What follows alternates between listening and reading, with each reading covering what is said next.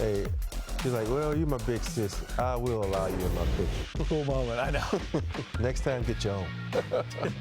117 to 108. Lakers go to 21 and 17. Rui with 23. He leads the way for the Lakers, 9 of 15.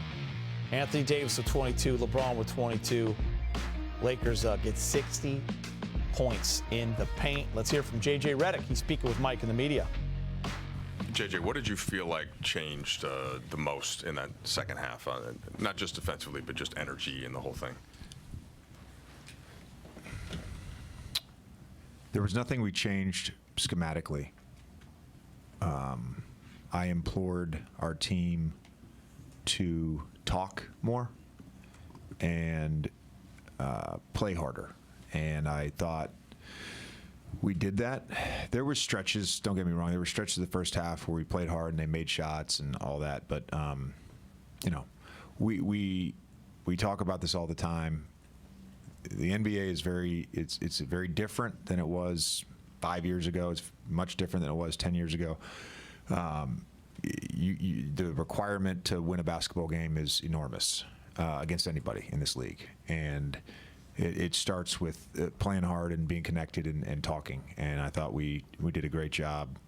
It's small stuff. You know, Jackson played 14 minutes, his best he's played since he got back from injury. And he was great with his talk. LeBron, AD, AR, those guys led tonight.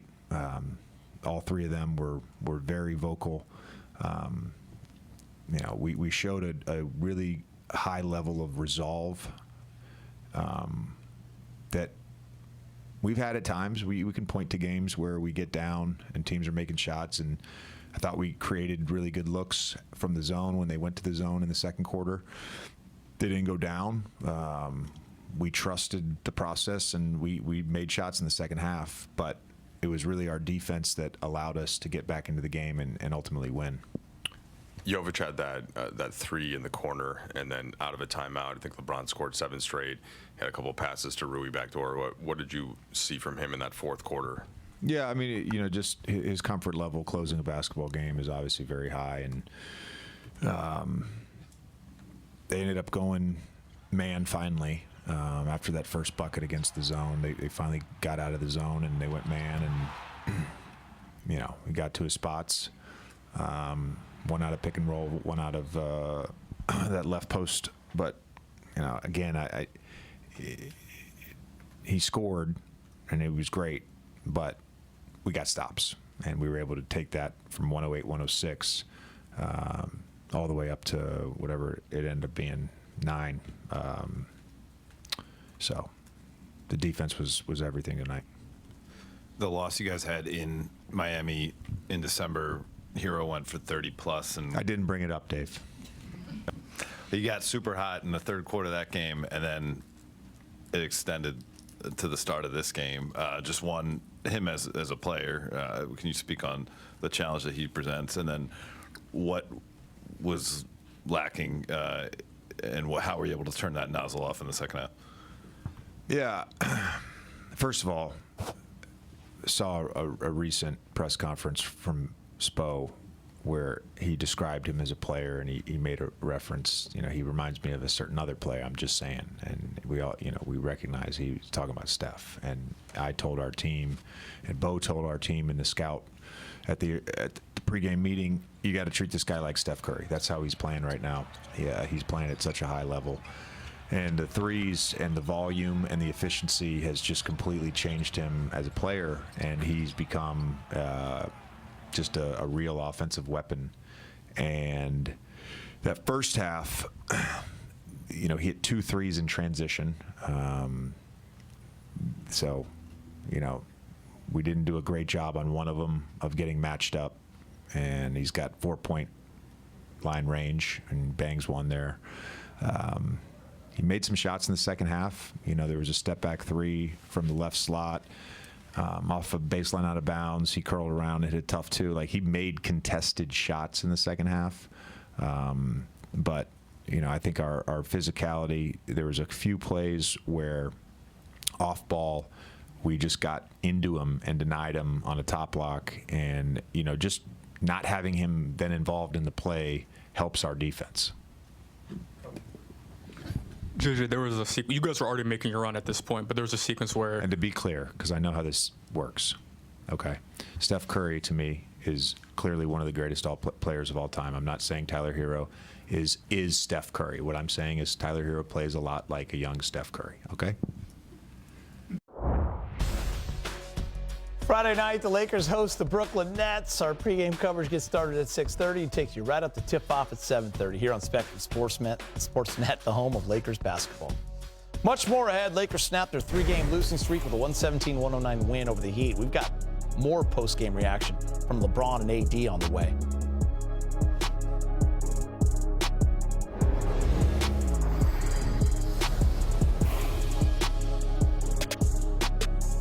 It's a young fan just being so overwhelmed and loving seeing LeBron James right there, big game. And then after, LeBron's going to go take a pic. Pretty cool moment. Yeah, the impact a sports fan or a musician or anybody in that position can have on the young. So it was just a beautiful night to win. Beautiful night to engage with young people at the game. It's nice. Yeah, I'm just shocked at how he found out. Got word. AD went for came down. 22-11 in the win. Let's go inside the Laker locker room. He's with Allie. As a whole, offensively and defensively, what made the biggest difference in the second half? Just play harder. I think defensively we were just disruptive. Obviously Tyler Hero got away from us, but I think guys took pride in the defensive side of the ball. Austin Max especially, gave us all our guards. But I think we just came out in the second half and just played harder. Getting the loose balls, the 50-50 balls we were getting, holding them in one shot, and then us, getting stops just, let us get out and run. And they couldn't set up that zone, which is kind of making us a little stagnant. So, in order to combat, the zone that they were playing, you just get stops, and then now they don't have a chance to get into it. So we just was able to get stops in the second half. Throughout the course of the season, whether it be in good moments or sometimes not so good moments, we often have heard the word connected with this group. When it comes to making that consistent, what's required of you guys? Just always being together. I mean, no matter if we're up, we're down. We can't be front runners, And when we're up, that's when we're connected. Even when we're down, that's when we have to be the most connected. And I think tonight, even in that second quarter, when they went on their run, we were still able to just be connected. Came into halftime, made adjustments, and just stayed together. And was able to go out in the second half and get stops, and just stay on the string. So no matter if we're up or down, just got to be together and just always believe that we can win the basketball game. JJ told us that part of his message to you guys in the morning meeting was that leadership can come in a lot of different ways. It's not just being vocal about it, and he needed it from everyone in the locker room. He said tonight you diving on the floor for a loose ball was an example of the type of thing he was saying. How did that message land from your perspective, and was it a message that was kind of needed at this stage of the season? Yeah, I mean, obviously the two main guys being Bron, but leadership in different ways from everybody. It doesn't always have to be vocal. Like you said, some guys aren't vocal. Bron is probably more vocal than anybody as far as a leadership standpoint. And you go out there and by doing your job, like I said, diving on the floor. If you're a shooter, shoot the ball, make the shots. Obviously rebounds, like whatever it is required for you to do for us to get a win, just do it. And that's how guys outside of me and Bron can lead, and them guys also have more than enough right to say what they have to say as well. It goes back to being connected. So I think everybody in the locker room just needed that.